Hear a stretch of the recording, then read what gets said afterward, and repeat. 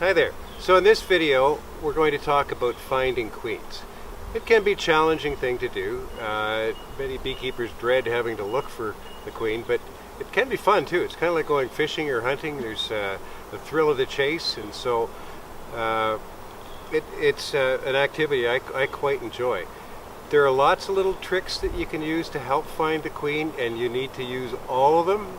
And really the biggest thing is keeping your focus, not being distracted, so that you're only trying to find the queen, not trying to do anything else.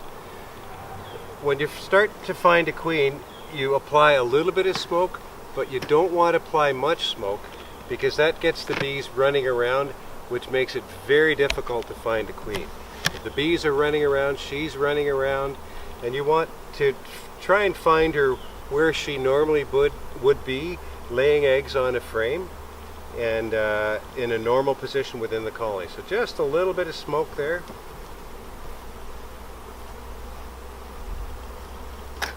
It's always easier to find queens in a smaller colony like this one. So if you're going to want to practice getting better at finding queens, do so in the spring when the colonies aren't very strong and it's a little easier to find them. Ideally you have a nice sunny day like today. When you're finding queens, it just makes it a lot easier to see the queen. So we'll take the first frame out.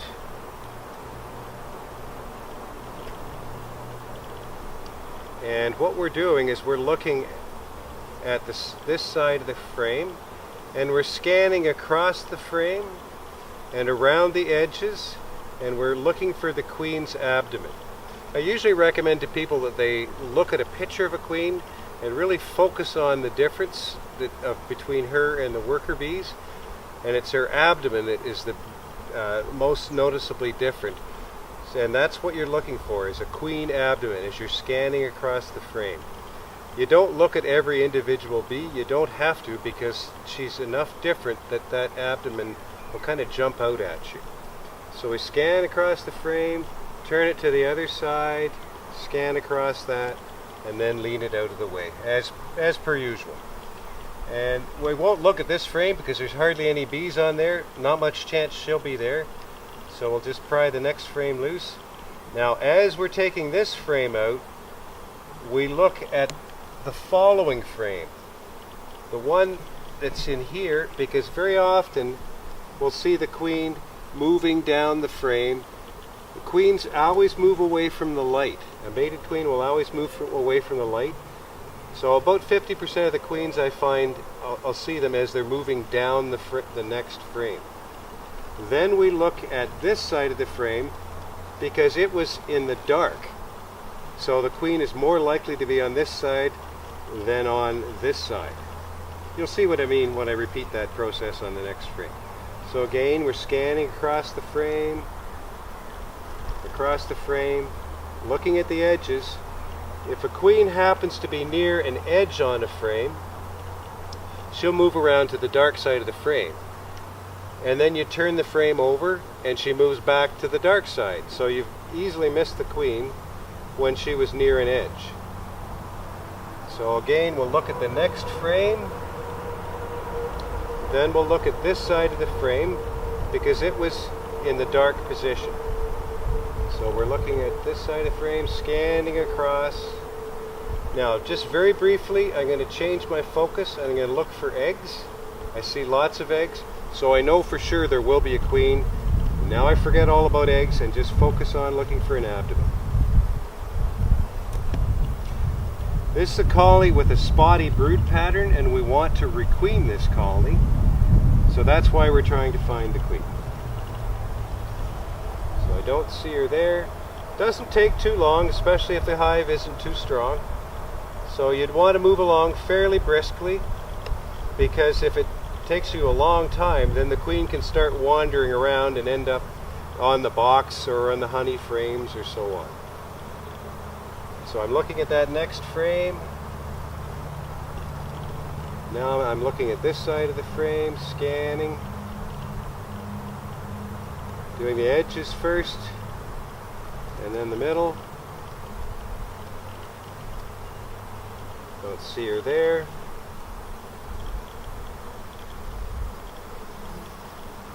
Keep moving through the hive methodically, one frame at a time, and she'll show up eventually. Looking at the next frame, don't see her. Looking at the dark side of this frame, not there. Brood pattern looks a little bit better here. Oh.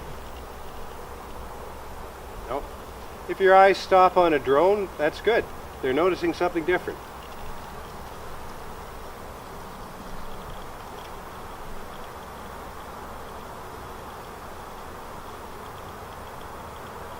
So there's a number of frames that she could be on here, lots of frames. Oh, I see her on the next frame. So I'll just quickly lean that frame over there and pull this one up. And there she is, right there. So you see, we did find her on the frame, not in her hands, but the one that was still in the box. And you're always trying to get just a little bit ahead of the queen. What I'm going to show you now is how to cage the queen to keep her safe for while you're doing hive manipulations. Some people prefer to leave the queen on the frame and handle the frame as we showed you in Working with Bees, the video Working with Bees. In this case, we're going to actually pick up the queen and cage her. So what we do is make sure our hands are nice and clean, not too sticky, and then we approach the queen from the abdomen side. So we wait till she turns a bit, and then we approach, we get her fingers right down to the comb, and then we could pick her up by very gently squeezing the thorax. Then we can just one-hand that frame into position there where it'll be nice and safe, and we've got the queen in her hand. Got a little honey on my finger, so I'll just remove that. And we've got her gently held between our thumb and forefinger. We then use a cage like this. We just pop the lid open, and there's a nice big space there to drop the queen into. And we just drop her in. She goes to the bottom, and we very quickly close that lid up before she comes up and could be pinched by that cap. If she happens to get in the way before you get the lid shut, just put your thumb over and then gradually work it down. So that queen is nice and safe in that cage now. What we do then is just lean her on the top of the frames and carry on with our hive manipulations. If we were going to requeen this colony, we would just pinch the queen and not bother caging her at all. But I wanted to demonstrate that caging process in this instance. So now we'll close the hive back up. We'll put the frames back where they came. This one came out next. You can see the brood is towards the front of this frame, and so we'll put that down into place. Time for a little bit of smoke.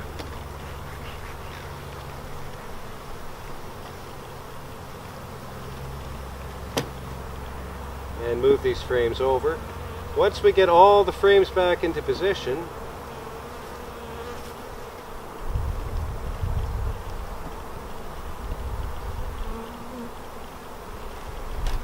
we can then reintroduce the queen, if that's what our purpose is here.